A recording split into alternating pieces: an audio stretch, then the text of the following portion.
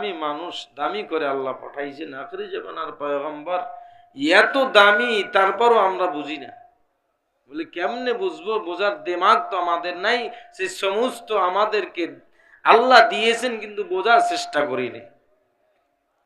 যেহেতু কত পয়গম্বর, এমন কি নবী পর্যন্ত, আপনারা জানেন ইদ্রিস পয়গম্বর যখন জান্নাতের গেটে গেছেন, তখন জান্নাতে ঢুকতে দে না, রিদওয়ান ফেরেশতা বলে যেখানে ঢোকা যাবে না। বলে কেন? বলে উপরে লেখা দেখেন না, লা ইয়াদখুলুল জান্নাতা আহাদুন ক্বাবলা মুহাম্মাদিন উম্মতি।